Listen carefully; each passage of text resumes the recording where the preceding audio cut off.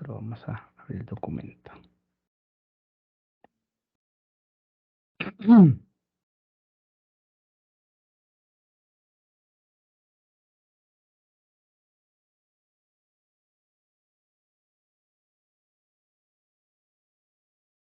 Muy bien. Entonces, pues recordarán que venimos hablando sobre el tema del currículo. Empezamos a hablar de la justificación del currículo, de un poquito la descripción de la edad, hablamos de los contenidos que debemos de tener y seguimos avanzando. Por eso el tema de hoy, pues lo he titulado al final, Currículo, Evaluación y Programación Escolar. Básicamente con esta lección terminamos la parte didáctica académica de la educación religiosa escolar. La próxima semana vamos a abordar más bien lo que es pastoral educativa. El objetivo del curso no es darle muchas herramientas a nivel de pastoral educativa, no es el enfoque, al menos del profesorado. Entonces, de igual forma, yo sé que ustedes ya cuando estén insertos dentro de las pastorales educativas o las comunidades escolares, pues seguramente van a ir profundizando y teniendo más encuentros formativos sobre ello. Por el momento, pues en la otra semana solo abordaríamos como una introducción a lo que es la pastoral educativa para que ustedes tengan un panorama y puedan también ir preparando una programación pastoral, ¿verdad? Y también una visión de cómo funciona o cómo se propone el proyecto pastoral salesiano también. Entonces, para que tengan esa visión, porque mal que bien estamos en una institución salesiana formándonos y eso nos debe dar una tónica y una forma de trabajar. Bueno, currículo, evaluación y programación escolar. Luego de abordar lo que es el currículo y haber iniciado a referir los niveles de concreción del mismo, se ha podido conocer en primer lugar el primer nivel de concreción, que era el currículo de etapa propio de un currículo nacional base. Se recuerdan que les pedí que vieran el currículo nacional base de Costa Rica, quienes quisieran también podían ver el español para tener un criterio, porque Guatemala no cuenta con ello, porque no es parte de la, digamos, la idiosincrasia oficial de nuestro estado, el ser católico explícitamente, ¿verdad? Se han descrito pues ya las partes del currículo, algunas, se han referido los objetivos del área de religión y moral católica y finalmente hemos conocido esos contenidos mínimos a abordar en cada nivel de educación. Ahora corresponde a abordar lo que es la evaluación, sobre todo los criterios de evaluación, para con ello culminar el tema del currículo de etapa a nivel nacional y poder abordar el proyecto educativo del centro y la programación de aula, tanto de unidad como de lección. Creo que hoy vamos a avanzar más en el tema de la de unidad y la de lección. Yo les voy a dejar un modelo, si bien no lo vamos a profundizar, pero va a ser muy intuitivo para que sea fácil de manejar. A nivel de evaluación, esto es importante porque ustedes también, como educadores del área teológica, pues tienen que tener una perspectiva de por qué se realiza este proceso pedagógico. Entonces, la evaluación forma parte del proceso educativo como uno de sus elementos esenciales y tiene la función orientadora de control de calidad de toda la acción educativa. Es propio de ella el obtener y usar la información para tomar decisiones y emitir juicios valorativos sobre la práctica educativa. Cada vez que de alguna manera realizamos una evaluación, nos debe decir, debe de servir como criterio para saber qué tan bien orientados vamos en ciertos temas, qué tanto está progresando el alumno, sobre todo, cada uno de ellos, y pues qué temáticas tal vez es necesario retomar o reforzar y cuáles tal vez pues ya están más que cubiertas. También implica decidir qué información es relevante y qué criterios han de emplearse. Por lo mismo, muchas veces desde un enfoque por competencias, se parte de ir pensando cómo se va a evaluar la competencia. Es decir, se describe una competencia y se tienen indicadores de logro.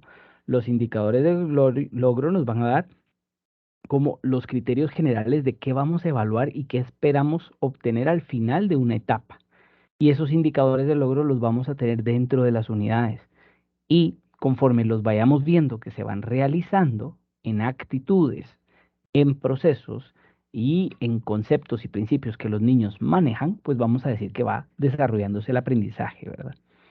En la presentación del currículo de cada área es común encontrar los llamados criterios de evaluación. Para comprenderlos hay que al menos mencionar sucintamente el concepto y los tipos de evaluación a tomar en cuenta. Entonces veamos un poquito.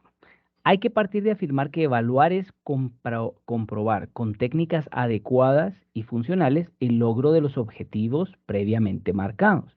Bueno, puede ser a través de una lista de cotejo, a través de una entrevista oral, a través de una encuesta, puede también ser a través de una evaluación escrita, puede ser a través de una rúbrica o un chebrick. Hay muchas formas de evaluar, ¿verdad? Pero hay que tener de alguna manera técnicas y criterios que ya han sido validados para verificar cómo vamos avanzando en el logro de nuestros objetivos. Desde el aprendizaje significativo, no un aprendizaje que está desligado de la realidad, desde el aprendizaje significativo es adquirir conciencia tanto del resultado de una acción realizada en función de unos determinados objetivos, como de las incidencias en el educando del desarrollo de esta acción.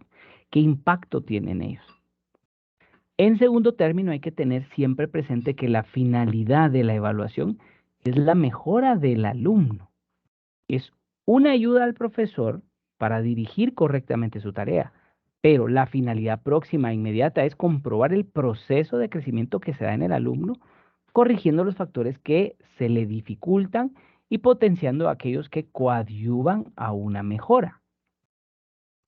En este sentido, la evaluación ha de ser constante para poder así mejorar la práctica docente y mejorar los procesos de aprendizaje. Ella contribuirá con eficacia a la rendición, a la redefinición de los objetivos, a la mejora de las técnicas utilizadas, a un mayor rendimiento de todos los medios educativos con las que se cuenta, y la eficacia de la evaluación depende del modo de entender y hacer la evaluación. Entonces, de alguna manera, si tenemos lo que decimos ahora en el ámbito educativo es tal vez más que tener evaluaciones que sean de certificación o sumativas, que sí son necesarias, se busca más, o la propuesta es que sea más constante la educación formativa y que cada vez hayan más evidencias del aprendizaje, que hayan productos del aprendizaje, porque muchas veces pues el aprendizaje y la evaluación quedaba en una prueba, y una prueba que se pasaba y al año siguiente el alumno venía en blanco, en enero, ¿verdad? Entonces eso no nos ayuda, pero tal vez elaboración de proyectos, elaboración de, no sé, ¿verdad? Maquetas, productos, folletos, trifoliares, pósteres, infografías, etcétera. Tal vez estos medios puedan servir para tener una mejor eh, retención, asimilación de los contenidos y de alguna manera de un progreso en la formación de la persona. En este sentido, la evaluación ha de ser, a ver si lo dijimos. En el aprendizaje significativo se distinguen tres tipos de evaluación. Una inicial diagnóstica implica evaluar los conocimientos previos de los alumnos para conocer las ideas, las experiencias y valores que han adquirido previo a tomar decisiones sobre el tipo y el grado de intervención educativa a seguir en ese ciclo escolar. Entonces, por ejemplo, se puede partir desde una visión muy sencilla de que la primera semana de clases se llega a conocer a los alumnos y a la vez ir conociendo. Puede ser a través de una prueba escrita o no, puede ser a través de una entrevista oral, puede ser a través de un diálogo en grupos, que vayamos nosotros monitoreando y diagnosticando y teniendo una idea de en qué estado vienen los alumnos en torno a varios temas. Entonces lo que queremos es saber dónde estamos parados, porque eso nos va a ayudar a saber desde dónde partir, porque como lo veíamos en los contenidos la semana pasada, podemos tener una malla curricular excelente, bien desarrollada, con todos los temas y disciplinas teológicas, pero si la base no está bien, no podemos avanzar. Tenemos que retroceder e ir cubriendo lagunas e ir avanzando en lo que debemos de avanzar de acuerdo al nivel de conocimiento del grupo y de los alumnos, porque lo que queremos es su desarrollo. Entonces necesitamos una evaluación inicial o diagnóstica. Luego, una permanente o formativa. Se trata de evaluar el proceso que el alumno sigue en la aproximación a un concepto, en el dominio de un procedimiento y en la eventual adhesión a unos valores. Su función es orientadora y explicita constantemente el estado del proceso.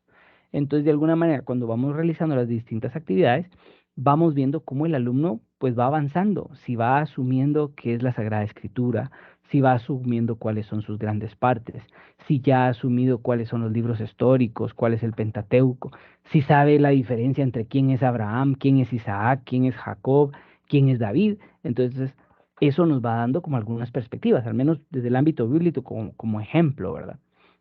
Eso nos va diciendo cómo avanzamos. Luego, pues también se recomienda que haya siempre, aunque las últimas eh, corrientes pedagógicas lo rechazan, aún se mantiene el que haya una evaluación final o sumativa. Esta está cada día más en descrédito, como les digo, porque implica evaluar el final de un proceso y los resultados obtenidos, pero lo que pasa es que a veces hay muchas variables que están en juego a la hora de realizar este tipo de evaluaciones. Si se quedan en mera teoría, a veces no nos muestran todo el aprendizaje del alumno. Eh, Pueden haber situaciones de ansiedad, de estrés, de problemas familiares, de salud, que también afecten los resultados y a veces, pues tristemente en América Latina nos podemos quedar en un número, ¿verdad?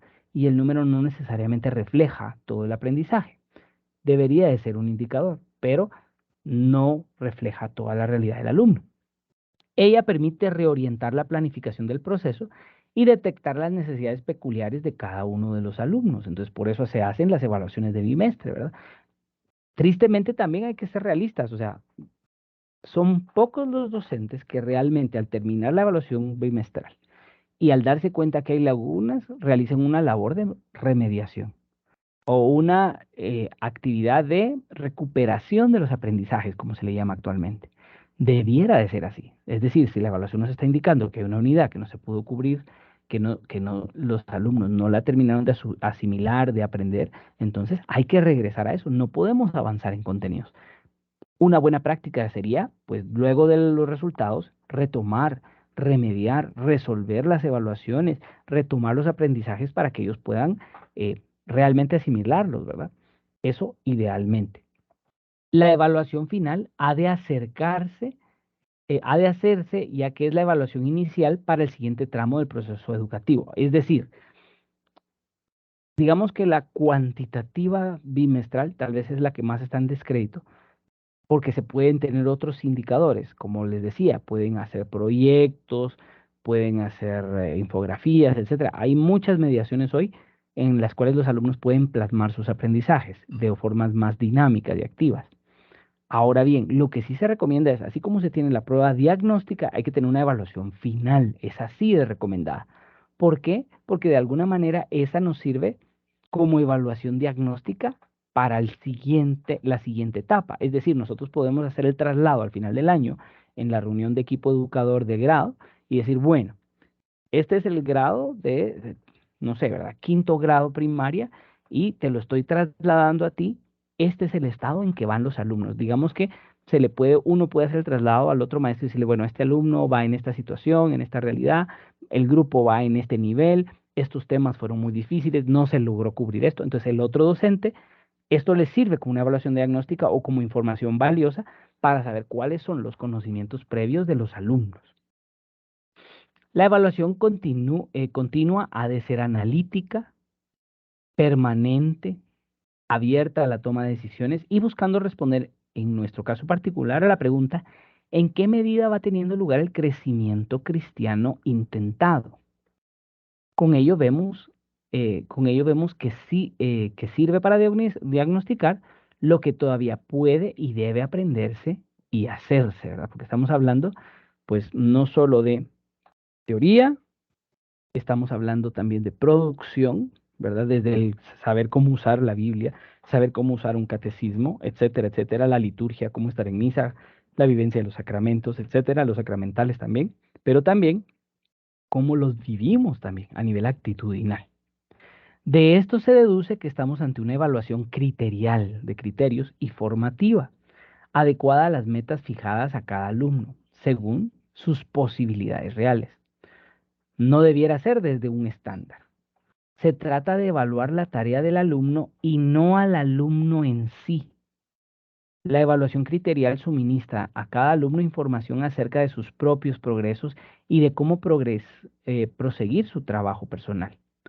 La finalidad última de la evaluación es orientar al profesor y al alumno para mejorar el proceso de enseñanza-aprendizaje, metodología, adaptaciones curriculares, optativas, recursos pedagógicos, necesidades especiales. Incluso hoy, más que dar una boleta de calificaciones, en muchos lugares se da una boleta donde están los indicadores de logro. Entonces se va diciendo, el alumno, bueno, va avanzando hasta este nivel, hay 4 niveles, va avanzando hasta este nivel en este indicador de logro o en esta competencia, va avanzando aquí, va avanzando allá. Entonces se va viendo en las distintas áreas globales del desarrollo del alumno según el grado y según el nivel, cómo va avanzando. Y no se espera necesariamente que en un grado pues complete todo. Se espera que al final de un proceso, de una etapa, de un nivel, se termine eh, el desarrollo de ciertas competencias, pero ya no nos fijamos tanto en números sobre 100, digamos, ¿verdad?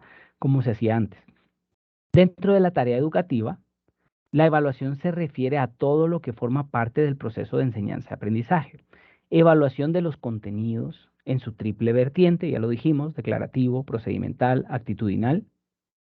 Las actividades programadas con referencia a las competencias e indicadores de logro, porque no solo evaluamos los contenidos, también debemos de evaluarnos a nosotros mismos como docentes en cuanto a las actividades y qué tal estuvieron las actividades.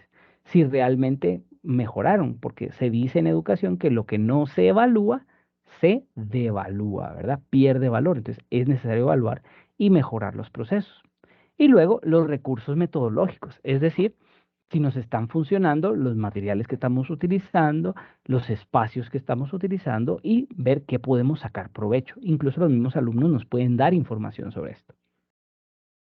Eso a nivel de la evaluación a nivel global y sus conceptos.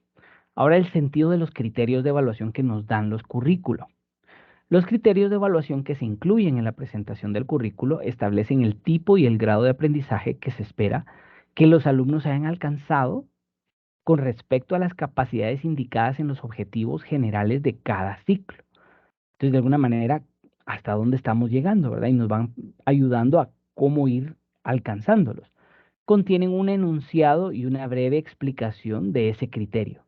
Este comentario contribuye a su interpretación en el contexto de otros elementos del currículo y tiene un propósito de flexibilizar los criterios que nunca han de ser entendidos de manera rígida. Serán puntos de referencia a la hora de diseñar las actividades de evaluación dentro de las unidades didácticas. Entonces, por ejemplo, un criterio de evaluación en la educación primaria. Veámoslo aquí. Aquí está el criterio arriba y luego el comentario que nos ayuda a flexibilizar el criterio. ¿Qué dice el criterio? A ver, si me ayuda ahí Abraham, por favor, a leer el criterio.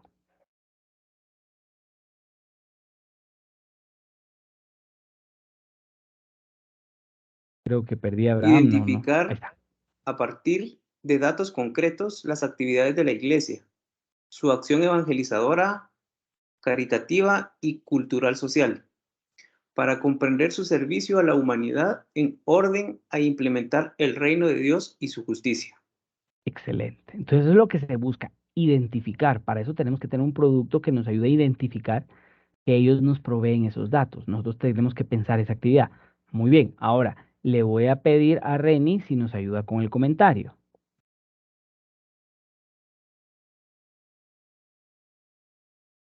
Perdón, es que estaba, no tenía sonido. A partir de este criterio No, compete no, al no, profesor. arriba, este criterio. Este criterio pretende evaluar si el alumno ha captado el dinamismo de la iglesia, que se traduce en obras concretas en favor de los hombres y en orden a la salvación definitiva, realizadas por cristianos comprometidos con su fe, especialmente desde diversas instituciones eclesiales. Excelente. Entonces, tal vez uno lee el criterio de arriba y dice, ¿y será que los alumnos de teología de tercero o primero o segundo año pueden identificar las actividades de la iglesia evangelizadora, caritativa, cultural, social para comprender el servicio a la humanidad? Entonces uno se queda así, ¿verdad? ¿Será que hasta yo puedo llenar eso? Pero cuando leemos el comentario nos ayuda, bueno, lo que los chicos necesitan es que vean la iglesia en acción, que realiza obras concretas en favor de los hombres y que de alguna manera van orientadas desde la salvación, ¿verdad? Desde una perspectiva de fe y que pueden verla desde distintas instituciones eclesiales. Entonces, cuando uno lo lee así, entonces dice, bueno, tiene más sentido el criterio y es más fácil aplicarlo y pensar en qué evaluaciones o qué actividades haré para valorar si ellos tienen si ellos me indican que ellos logran ese tipo de conocimiento. A partir de este criterio, de los criterios de evaluación, compete al profesor determinar el tipo concreto de actividad de evaluación que ayude a verificar el grado de capacidad alcanzada por el alumno respecto al criterio. Bueno, ahí acabamos el currículo nacional, ¿verdad? Ya dijimos objetivos, justificación, contenidos, criterios de evaluación. Hasta ahí llegamos con relación a eso. Vamos al segundo nivel del currículo. El proyecto educativo del centro. Se recuerdan que yo ya les compartí el manual del PEI. Entonces el manual del PEI es lo más específico para Guatemala. Pero como este curso no nos podemos detener tanto, entonces les pongo aquí una síntesis de lo más esencial del proyecto educativo del centro, porque esto normalmente no lo va a hacer, lo hará tal vez, ¿qué se me ocurre? El coordinador del área de pastoral, el coordinador de religión. No necesariamente lo realizan todos los alumnos, pero no sé si aquí va a haber un coordinador del área de religión, entonces que les sirva de todos modos. Primero, la necesaria contextualización. Para el docente es clave conocer la situación concreta de quién es evangelizado y qué parte de la condescendencia como norma fundamental y que de alguna manera, se parte de la condescendencia como una norma fundamental de la evangelización, ya lo dijimos antes. La predicación acomodada de la palabra revelada, debe mantenerse como ley de toda evangelización. Es decir, cuando digo una predicación acomodada, no es que se acomode a lo que yo quiero, sino que se adapte a mi situación psicológica, de edad, cultural, social. Entonces, esta ley que implica la contextualización y la autonomía de los centros en relación al currículo nacional. Entonces, si bien hay un currículo nacional con ciertos criterios, cómo inculturarlos, digamos, ¿verdad? Cómo adaptarlos a mi centro educativo con mi tipo de alumnos es algo que se permite, ¿verdad? Sí se vale adaptar esos grandes contenidos. El centro educativo es la unidad educativa que ha de realizar el segundo nivel de concreción del currículo. En cada centro se realizará un proceso educativo diverso. Responde a un nivel socioeconómico y cultural distinto, a un alumnado peculiar y a una concepción educativa. No es lo mismo que yo dé clases en primaria, que dé clases en secundaria, que dé clases a alumnos que son adultos, a alumnos que están en la edad normal de currículum nacional. No es lo mismo que dé clases en Petén, que dé en Alta Verapaz, que dé en Escuintla, a que dé aquí en la ciudad de Guatemala. ¿Y a qué sector de la ciudad de Guatemala? Entonces, hay una gran diversidad en ese sentido y hay una necesidad de adaptación. Solo desde este nivel de concreción se puede pensar en los alumnos concretos de un centro, de su ambiente, sus posibilidades y aspiraciones. Solo así es posible un proyecto curricular y programaciones de aula conectadas a dicho proyecto. Así, los equipos docentes, aquí estamos hablando no solo de los de religión, sino todos, elaborarán para la correspondiente etapa, primaria, preprimaria, educación media, secundaria o diversificada, proyectos curriculares de carácter general, en los que el currículo establecido se adecue a las circunstancias del alumnado, del centro educativo y de su entorno sociocultural. Esto supone una unidad de criterio del profesorado, que todos tengan el mismo criterio, y unas bases comunes de actuación que permitan la coherencia en el funcionamiento del centro y en la formación del alumnado. Si un centro educativo, dentro de su proyecto, explicita cuáles son los criterios de cómo se aborda la educación en la primaria, cómo se aborda en la preprimaria, cómo se aborda en la secundaria, nos facilitamos muchos problemas. Incluso para un docente que es nuevo, es más fácil que se pueda ubicar y que sepa qué se espera de él y qué se espera de su trabajo educativo con los chicos. contrario a si no estuviera. Por esto es algo que ya está normado y que se exige a los centros educativos en Guatemala. Estructura del proyecto educativo del centro. Para tener una enseñanza de calidad es necesario contar con unos criterios fundamentales entre los componentes de la comunidad educativa, especialmente entre los padres de los alumnos y los miembros del claustro de profesores. Así, es necesaria una propuesta integral que posibilite realizar de modo armónico y eficaz la intervención educativa en una situación escolar. Es importante porque de alguna manera todos los criterios son para toda la comunidad, no solo para los docentes, no solo para los alumnos, también aplican para que los conozcan los papás y sepan en qué medio están sus hijos. Por eso cuando ellos se inscriben o los papás inscriben a sus hijos, saben que los inscriben a un proyecto educativo que tiene una visión, una misión y unos ciertos valores. Por eso eligen esos valores y no otros. En el proyecto educativo habrán de expresarse las líneas fundamentales de la identidad del centro y los principios que dan coherencia a la acción educativa. Es lo que se puede designar como el estilo educativo. No es lo mismo un centro educativo salesiano a uno franciscano, a uno dominico, a uno enteramente laical. Entonces, cada uno de alguna manera tiene una inspiración diversa y cómo realiza su acción educativa es distinta. Entonces, por eso es importante esta contextualización. El proyecto educativo es un instrumento para la gestión coherente con el contexto escolar, que enumera y defina las notas de identidad del centro, formula los objetivos que pretende y expresa la estructura de la institución. Los proyectos más importantes a incluir en el proyecto educativo serán los componentes, perdón. Aquí no son los proyectos, sino los componentes más importantes a incluir. Entonces veamos. Componentes del proyecto educativo del centro. Tenemos que tener señas de identidad, finalidades educativas, organización del centro, reglamento de régimen interior y la normativa de convivencia. Entonces veamos. Las señas de identidad son las opciones educativas y axiológicas. ¿Qué entendemos por educación en este centro educativo? ¿Cuáles son los valores y su taxonomía o su orden en este centro educativo? Atender a los más pobres, cuidar a los más pequeños, respetar, bueno, etcétera, etcétera, etcétera, ¿verdad? Según la espiritualidad, según la visión de la institución, cambia. El estilo pedagógico, la forma de enseñar, qué es un profesor o cómo se entiende o se ve a un profesor aquí, si es un tutor, si es un instructor, si es un motivador, si es un gestor de conocimiento, ¿cómo se le entiende? Igual al alumno, ¿verdad? Está la educación centrada en el alumno, centrada en el maestro, centrada en los libros, centrada en los contenidos, en la tecnología, ¿en qué está centrado? Finalidades educativas, objetivos generales del centro, ¿qué quiere lograr? Graduados por etapas. Entonces, ¿qué se quiere lograr en la preprimaria? El alumno que termina la preprimaria en este centro, ¿cómo sale? ¿Cómo sale el que termina la primaria? El que termina básicos, el que termina diversificado. ¿Cuál es la diferencia, verdad? Capacidades a desarrollar. ¿Qué habilidades deberían de tener los alumnos al terminar cada etapa? Ahora, organización del centro. Estas son como las competencias, ¿verdad? Ya más particularizadas en el centro. Organización del centro. ¿Cuál es el papel de los padres? Hay lugares donde los papás entran a los pasillos, entran a los salones y pueden hacer lo que quieren.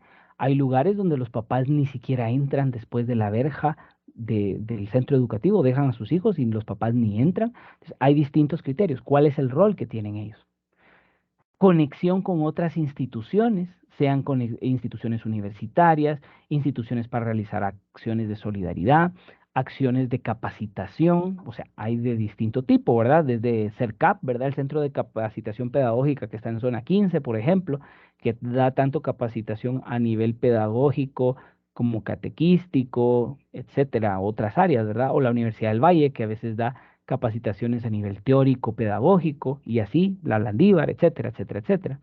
Tienen actividades de extensión. La estructura y responsables de realización, cuál es la jerarquía, quién es el director, hay alguien más arriba del director, quién va abajo del director, cuáles son los límites de la actividad de cada quien, ¿verdad? Es como que si tuvieran su descripción de puesto de alguna forma, pero sobre todo la estructura. los responsables de la realización de cada acción, qué hace el director, qué hace un coordinador, qué hace un asistente de coordinación, qué hace el profesor de esto, qué hace el profesor del otro. Reglamento de régimen interior, entonces de alguna manera es concretar la organización del centro, cómo funciona, cada cuánto se reúne, cómo está dividido los programas de trabajo, los horarios, etcétera. Y luego la normativa necesaria, ¿verdad? Ahora se le llama normativa de convivencia. Antes eran como solo reglamentos, ¿verdad? Pero ahora es cuál es la forma o cómo se orienta y se educa la convivencia entre los chicos y con los demás miembros de la comunidad. Para más detalles contextuales pertinentes a Guatemala, se recomienda leer el Manual para la elaboración del Proyecto Educativo Institucional PEI de entidades dedicadas al abrigo de niños, niñas y adolescentes, que es el que ya ustedes ya tenían subido en el aula virtual y que yo les había recomendado. Terminamos ahí el proyecto curricular institucional que nos da ya una visión, ¿verdad? El proyecto que tiene el centro educativo global. Después viene el proyecto curricular de etapa. Para elaborar el proyecto curricular de una etapa dentro de un centro educativo, se han de tomar en cuenta las siguientes fuentes de información. El proyecto educativo institucional del centro, el PEI. Luego, el análisis del contexto. De dónde vienen los alumnos, de dónde vienen los padres, en qué zona está ubicado el centro educativo, qué hacer el FODA, ¿verdad? Fortalezas, oportunidades, debilidades y amenazas al centro educativo, etcétera, etcétera, etcétera. Luego, ¿cuál es la experiencia del centro? ¿Cuántos años tiene de funcionamiento? ¿Cuál ha sido su experiencia dentro del trabajo que realiza donde está? El currículo de la etapa elaborado por la administración educativa del centro, porque seguramente los coordinadores o directores tienen una visión de, bueno, deberíamos de hacer esto y esto y esto, y dan líneas globales, generales. Luego, los componentes básicos del proyecto curricular, que son pues la presentación del proyecto. Ya cuando ustedes lo hagan, el de etapa, que probablemente sí les toque hacerlo, el de etapa, como decir, de primaria, el de secundaria, hay que hacer una presentación. ¿Por qué se está haciendo este proyecto curricular de la etapa de primaria? Luego, ¿cuáles son los objetivos generales de esta etapa o el perfil de ingreso y egreso? ¿Cómo entra el alumno? ¿Cómo sale el alumno? ¿Qué es lo que queremos lograr en el alumno? Luego, orientaciones generales pedagógicas, didácticas y para la evaluación y promoción de los alumnos. No solo porque esto se tiene que adecuar a nivel de la psicología del niño, sino porque también los docentes deben de saber de alguna manera cómo evalúa este centro educativo. Cada centro educativo puede tener una evaluación distinta, entonces, o una forma de aplicarla que puede ser diversa. Y también saber cómo desarrollar las temáticas. Ahora está muy de moda estos los learning spaces, ¿verdad? Entonces, tener de alguna manera un salón donde puede tener distintos rincones, donde se pueden elaborar distintas actividades que son de la materia y donde se pueden crear cosas, o esta visión STEM, ¿verdad? Donde la ciencia, la tecnología, la ingeniería, la matemática, arte,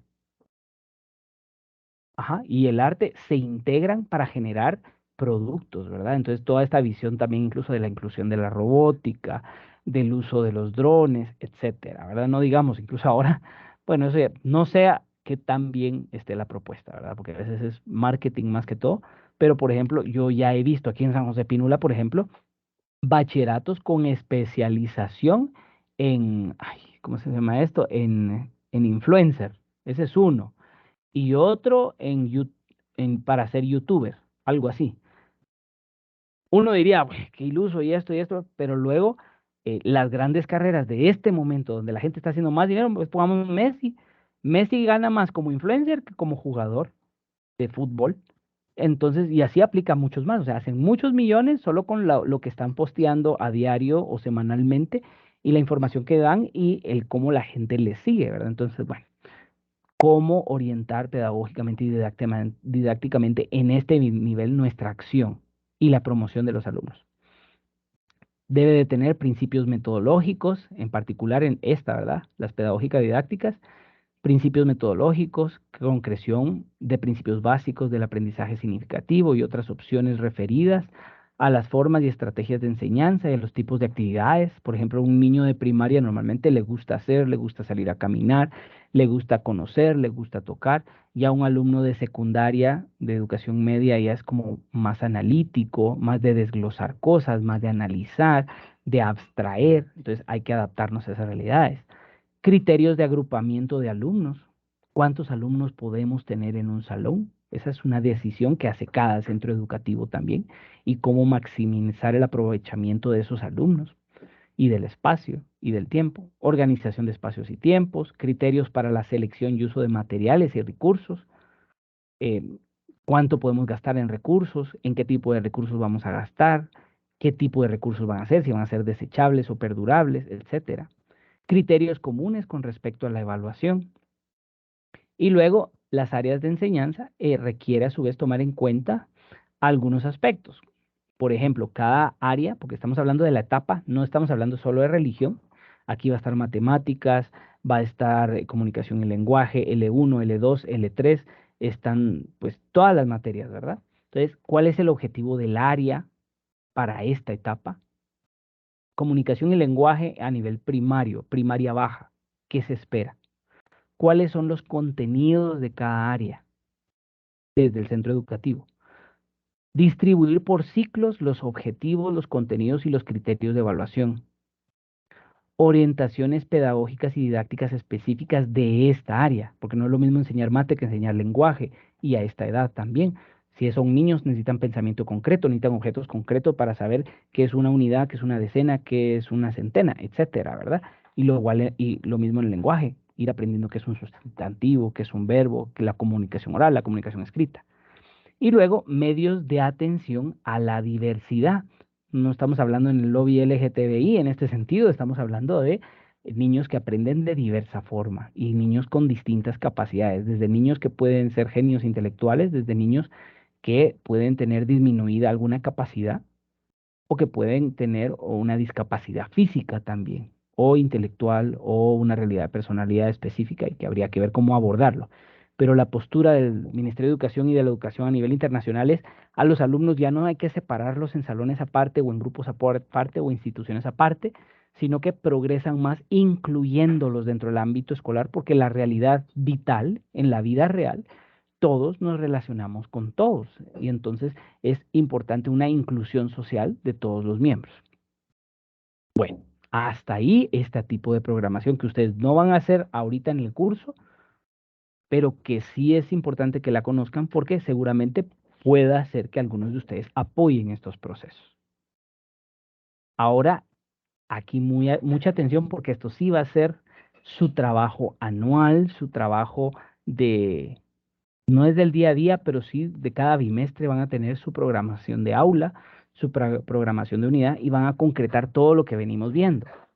A partir del diseño curricular base del primer nivel, se elabora el proyecto curricular de cada etapa en el centro educativo para llegar a la programación de aula o programación de unidades didácticas, que es el tercer nivel de concreción del currículo, paso previo a la acción didáctica del profesor.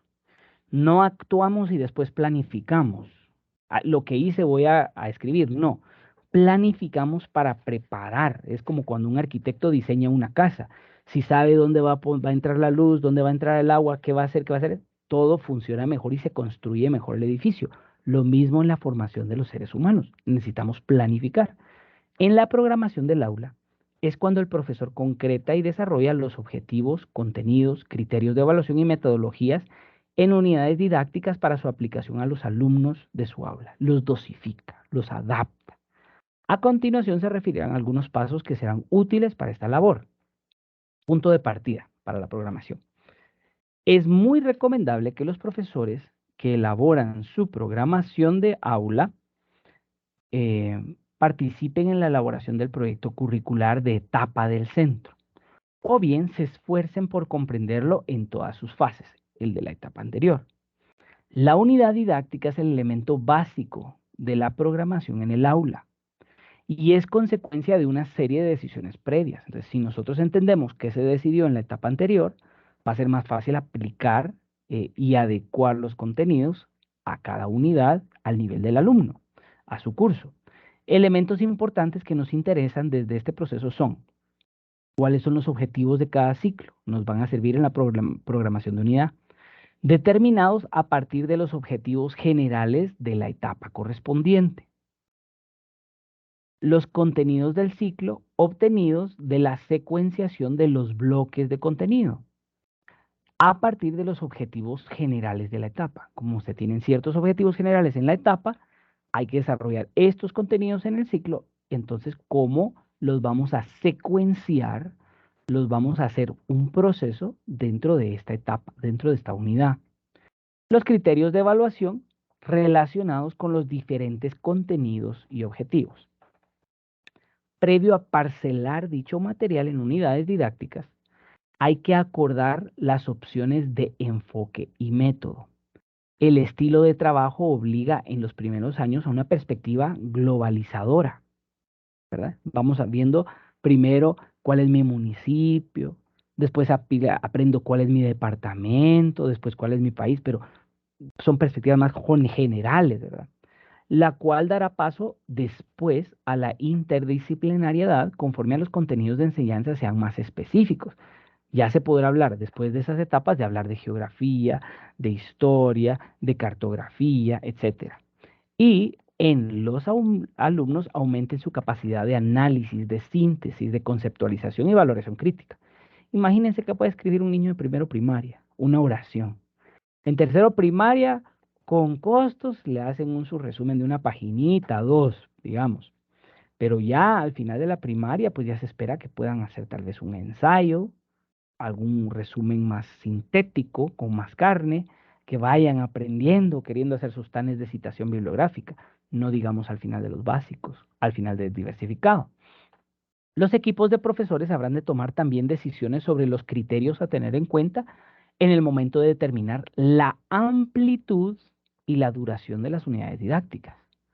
Porque cada unidad tenemos que decir cuánto debería de abarcar de acuerdo a los periodos que tenemos semanales. Porque uno puede decir, ay, hoy voy a dar este tema, sí, pero el problema es que no es cuántos temas vas a dar en el bimestre. El problema es de que en el año tú debes de abarcar estos objetivos con el alumno. Y estos objetivos implican estos temas. Entonces, ¿cómo los vas a desarrollar? ¿Vas a poder desarrollar todos los temas? ¿Cuántos temas vas a desarrollar en la unidad? Entonces, tenés 8, digamos que si fueran, tenés 8 semanas de clase en un bimestre, 8 semanas. ¿Cuántos periodos tenés? ¿La clase de religión tiene un periodo o 2 periodos? ¿Cuántos tiene? Entonces, eso ya implica cómo voy a concretar yo mi acción y cómo desarrollar mis contenidos y cómo acompañarlos. Algunas, vamos a ver,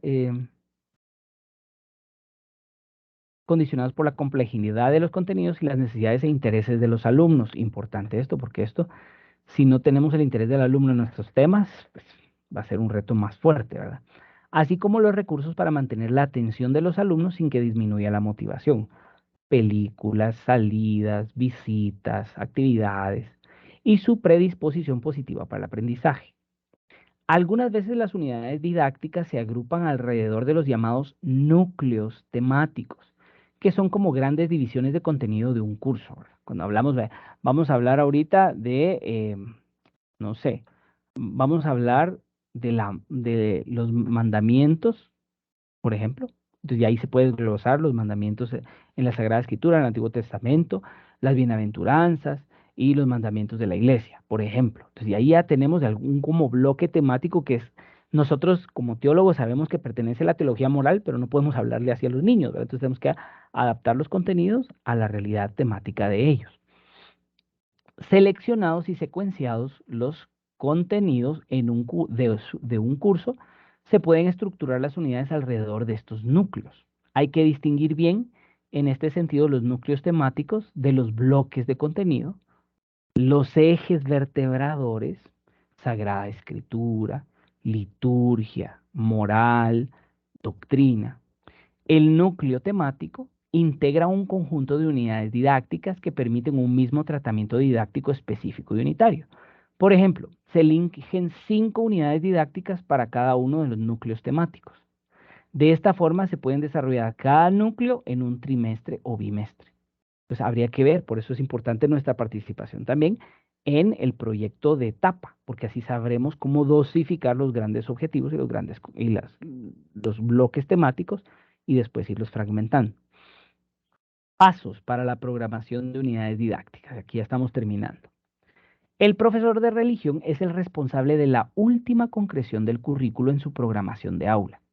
Aquí se perfilan y desarrollan los objetivos, contenidos, criterios de evaluación y metodología en unidades didácticas aplicadas a sus alumnos concretos. Los elementos básicos de las unidades didácticas son definición de la unidad, se coloque el título. ¿Cuál es el título de esta unidad didáctica? No sé, ¿verdad? El amor de Dios, por ejemplo, se me ocurre, ¿verdad? Podría ser uno. Historia de la salvación, ¿verdad? Por ejemplo, ¿qué podríamos saber? La celebración de la Eucaristía, porque se va a ir abordando en etapas, depende de los temas. La oración personal o la oración comunitaria. Justificación de la unidad. ¿Cómo justificamos que se aborde este tema? Requisitos o conocimientos previos de los que se parte. ¿Cuáles son los indicadores de logro u objetivos didácticos que se quieren conseguir con este tema? ¿Cuáles son los contenidos seleccionados en bloques? Y se recomienda aquí hacer un mapa conceptual para que tengamos claros que esta es la unidad temática que se divide en 3 contenidos: declarativo, procedimental y actitudinal. Entonces, ¿qué contenidos declarativos de contenido teóricos deben de saber los alumnos? ¿Qué contenidos deben de saber a nivel procedimental? Buscar en la Biblia un texto del Antiguo Testamento, del Nuevo Testamento, saber dónde están las parábolas, no sé, se me ocurre, ¿verdad? Actitudinales, que muestre, que realice obras de misericordia, que sepa ayudar a dar de comer al hambriento, dar de beber al sediento, no sé. Habría que ver cuáles podrían concretar. Formulación de actividades de enseñanza-aprendizaje, sociodramas, obras de teatro, obras de caridad, proyectos de solidaridad, más a través del tiempo, ¿verdad? Eh, educación en el servicio, etcétera. Selección de actividades de evaluación, cómo los voy a evaluar, voy a utilizar una lista de cotejo, voy a realizar una prueba oral, voy a realizar una prueba escrita. Materiales curriculares del profesor y de los alumnos, va a utilizar catecismo o no, va a utilizar Biblia o no, qué Biblia va a utilizar, cuál Biblia es adecuada a su edad, qué catecismo se adecua a su edad, em, qué otras lecturas complementarias podemos tener a disposición dentro del aula, cuáles me van a servir a mí como fuentes de información. Temporalización, cuáles son los periodos que tengo, es decir, digamos que en esta unidad didáctica va a abarcar cuántas semanas, que implica cuántos periodos, cuántas horas de clase. Distribución del espacio, voy a utilizar solo mi salón, tengo un salón de religión específico, tengo la biblioteca y la puedo utilizar, puedo ir al oratorio, qué espacios cuento. Atención a la diversidad, lo que decíamos, ¿verdad? Cómo vamos a apoyar a los niños que tengan un problema auditivo, niños que tengan un problema de caminar, hay rampas para el lugar donde yo tengo planificada hacer la actividad o no hay rampas. Hay un lugar donde es muy abierto y sé que los alumnos que tienen déficit de atención e hiperactividad se van a estar distrayendo y viendo al pajarito que pasó, al perrito que pasó caminando. ¿Cómo vamos a adecuarnos a esa realidad? Referencia a los temas transversales, ¿verdad? De la formación, competencias para la vida, etcétera. Bueno, hasta ahí los pasos. Ahora, la actividad, la carnita. Aquí es donde todo esto se quedó en el discurso y todos ustedes lo van a poner en práctica, porque ustedes van a concretar y van a entender bien todo este proceso que venimos hablando. Entonces, les voy a compartir el documento que ya está en el aula virtual, porque ya les dejé la programación de unidad que quiero que me hagan. No les voy a pedir que me hagan las 4 unidades del año, digamos la programación anual, no les voy a pedir eso.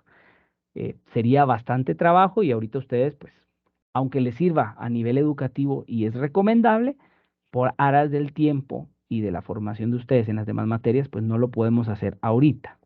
Pero sería ideal porque al final, pues ustedes van a ser profesores de teología. Permítanme que estoy tratando de poder abrir el documento y compartírselos acá.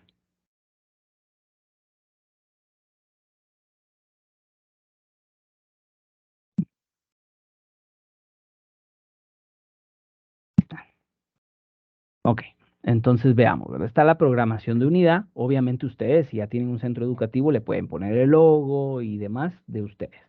¿Qué se esperaría? Identificación básica, centro escolar, qué ciclo es, 2023, 2022, nivel de educación, primario, secundario, preprimario, grado del que estamos hablando, esta unidad, qué materia es, cómo se llama, cómo se denomina, el docente o docentes a cargo, porque en algunos casos, por ejemplo, donde yo trabajo, existe el profesor de filón que está a cargo de la clase de teología y está aparte el profesor que da la clase de misa catequética, que es una preparación para lo que se les va a explicar a los niños de las partes de la misa en tercero primaria, tomando en cuenta que ellos acaban de hacer la primera comunión en segundo. Entonces, una expansión de lo que ya aprendieron básico en segundo.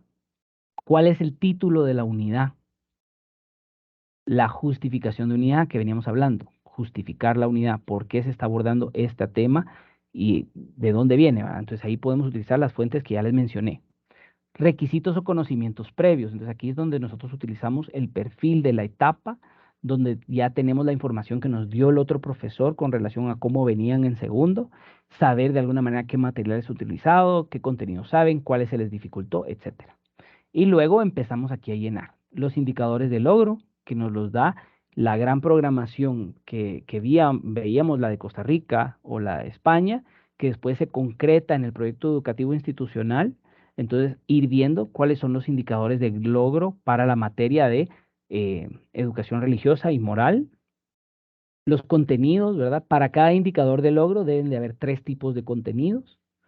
Luego, las actividades de enseñanza, aprendizaje que nos van a servir. Las actividades de enseñanza son las que nosotros hacemos para ayudar el proceso de instrucción, pero debemos de orientarnos sobre todo a actividades de aprendizaje, o sea, las que nos evidencian que el alumno nos muestra que aprendió y cómo aprendió, es decir, el producto final. Actividades de evaluación, qué actividades vamos a realizar para evaluar con ellos, si van a ser de evaluación al alumno directamente, que se llama heteroevaluación, si va a ser coevaluación, que un alumno evalúa al otro alumno y su compañerito lo evalúa a él porque trabajaron juntos, si va a ser una evaluación, autoevaluación, que también es válida, por ejemplo, en el primer bimestre, que ellos se puedan autoevaluar sobre ciertos temas con base a una lista de cotejo que nosotros les demos. Materiales, ¿qué materiales vamos a utilizar? Vamos a usar mapas bíblicos, vamos a usar la Biblia, vamos a usar el catecismo, vamos a tener filminas o láminas sobre historias de la Biblia, vamos a utilizar estos videos de la casita sobre la roca, vamos a utilizar alguna serie que hayamos conseguido que nos sirva para formarles. La temporalización, cuántas lecciones, cuántas semanas me voy a demorar en abordar este indicador de logro y estos contenidos, en qué espacios los voy a utilizar. Entonces, bueno, aquí ya les dejé al menos para una unidad temática. Entonces, vean, es una unidad, pero esa unidad tiene varios indicadores. Entonces, les puse varias copias de esta matriz porque no sé cuántos indicadores van a tener ustedes en ese grado. No estamos hablando ni siquiera de la primaria o de la secundaria. Estamos hablando de que ustedes van a escoger un grado. Y de ese grado van a elegir un bimestre. Y de ese bimestre van a preparar una unidad temática. Pero Licenciado, vean que eso ya implica cierto trabajo. Sí, Soralba. puede ser, bueno, porque en algunos casos cada contenido declarativo lleva un indicador de logro. Puede ser un indicador de logro por cada contenido o es que escuché que dijo que también se podía 1 por 3. Es que recuérdese que tenemos un indicador de logro por etapa. Entonces, es como decir, tenemos las grandes competencias que deben de tener los alumnos por nivel y estas por etapa, digamos que, digamos, puede ser la primaria alta, primaria baja, deberían de haber ciertos indicadores de logro. Tal vez les llamemos competencias, pero lo que pasa es que ahí es donde se hace un poquito ambiguo, y les soy honesto, se hace ambiguo el lenguaje teórico de la educación por competencias, porque está la competencia para la vida y esta competencia tiene otras competencias, subcompetencias, y después surgen los indicadores de logro y después estos tienen otros indicadores. Entonces, sugerencia, tomar en cuenta los indicadores de logro de la etapa con base al proyecto educativo institucional y si hay uno por nivel, tomar esos indicadores de logro que son generales y luego ya los contenidos propios del currículo de religión que vimos con relación a Costa Rica, ¿verdad? Y de ahí los contenidos declarativos, actitudinales, procedimentales. Porque, por ejemplo, pueden haber que de primero primaria a tercero primaria haya un indicador de logro con relación al conocimiento o el manejo, digamos, de la historia de la salvación y que este se va desarrollando de distinta forma porque los contenidos de segundo van a ser distintos de los de tercero. No es lo mismo que yo abarque la historia de Jesús en primero primaria, por ejemplo, a que ya esté hablando en tercero primaria del Antiguo Testamento y de la historia de Israel ya partida en etapas, que aquí están los patriarcas, que aquí está Moisés, que aquí están los reyes, que aquí están los profetas. Entonces sería distinto. Entonces se va ampliando y se va especificando. Entonces digamos que el indicador de logro se va alcanzando en un nivel más alto. No sé si me explico, Sor, o si le sirve. Es que me confunde un poco así como lo está explicando, porque usted me dice de un indicador de logro por ejemplo, en este caso por unidad. Primero está la programa, bueno, está uno que es a nivel para todo el año, después se va desglosando por unidades, pero ya en el momento de dar el tema hay un indicador del logro específico. Entonces, Exactamente. lo que va acá es el que va junto con el... Pero recuérdese que en una unidad usted tiene varios indicadores de logro. Es decir, puede hacer que en una lección abarque el indicador de logro o en dos En dos. lecciones. Pero recuérdese que en una unidad usted tiene alrededor de 4 o 5 indicadores de logro o más. Entonces, por eso yo les ponía varios espacios de indicadores de logro. Déjeme ver si lo podemos concretar teniendo una visión desde lo concreto de aquí de Guatemala. Entonces, por ejemplo, ahorita estoy entrando, vamos a ver. ¿Dónde está la malla curricular? Aquí, segundo grado. Va, entonces, déjeme compartirle para tener una idea, a ver si nos funciona. Porque aquí de alguna manera, o sea, es la desventaja que tenemos en Guatemala por no tener nuestro propio currículum. Entonces, digamos, vamos a tener ciertas competencias a desarrollar a nivel de, por ejemplo, aquí es L2, ¿verdad? De comunicación y lenguaje, nivel primario. Tenemos una competencia y tenemos ciertos indicadores. Ahora, indicadores de logro, digamos, ¿cuántas competencias tenemos para segundo primario? Tenemos una, dos, tres, cuatro competencias, digamos, que pueden desarrollarse en distinto nivel en cada bimestre, porque puede hacer que una competencia la desarrolle en un bimestre o sea en dos. Y luego, dentro de ese bimestre, tenemos los indicadores de logros de esa competencia, que 1, 2, 3. Entonces, digamos, utiliza gestos para apreciar el mensaje que transmite en una conversación. Y entonces aquí vienen los distintos tipos de contenidos.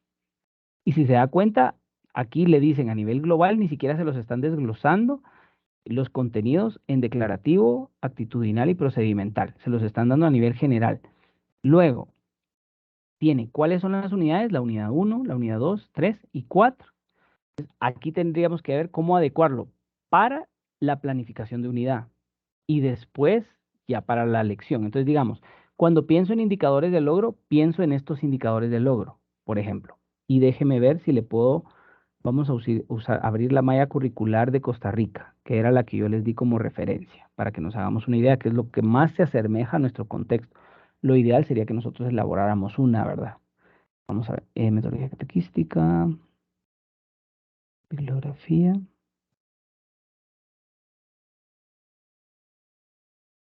Se lo comparto. A ver, R.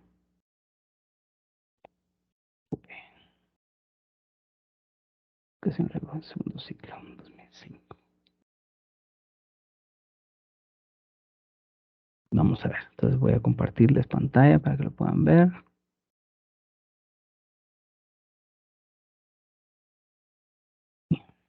Ok, entonces aquí estamos en el programa, habla de la transversalidad, toda la justificación que veníamos hablando, qué competencias se van a desarrollar, ajá. Vamos a ver, comisión, miembros, tabla de contenido. razón histórica, la razón jurídica, vamos a ver, razón eclesial, criterios fundamentales, lo que veníamos hablando. Vamos a ver dónde está el currículo. Enfoque metodológico, procedimientos, docente mediador. ¿Dónde estamos? Aquí está. Entonces, por ejemplo, aquí tenemos los rasgos de perfil, que es como el perfil de ingreso, perfil de egreso que decíamos que pueden tener los alumnos, y luego los objetivos del ciclo. Deberían de ser más bien indicadores del logro. Yo recuerdo que había visto los indicadores. Déjenme ver si encuentro los indicadores. Si no, aquí está. Entonces, por ejemplo, aquí tenemos los objetivos para lograr en el segundo ciclo. Identificar su condición de ser humano integral, investigando rasgos de la persona para reconocer que Dios dotó a los seres humanos de cualidades y potencialidades. Pongamos, en cuarto grado tenemos estos, vamos a ver cuántos son. 8. Por ejemplo, tenemos 8 contenidos aquí. Entonces habría que ver cómo dosificar estos indicadores de logro. Por ejemplo, si pusiera 2 en esa unidad que estamos planificando ahorita. Y luego ya ir poniendo los contenidos declarativos y declarativos, procedimentales y actitudinales para cada uno. No sé si esto se ejemplifica más o si sigue igual, Sor. ¿Cómo lo ves? Gracias. Estamos bien. ¿Sí? Vale. Sí, yo creo que eso es lo que a veces cuesta, pero ya teniendo, si tenemos a mano los otros niveles que idealmente deben de existir, es más fácil trabajar la unidad. Si no, al profesor de religión, la verdad, le toca mucha labor de creación que los demás no tienen. Bueno, ya no les quito más su tiempo, espero que hayan invertido bien su tiempo.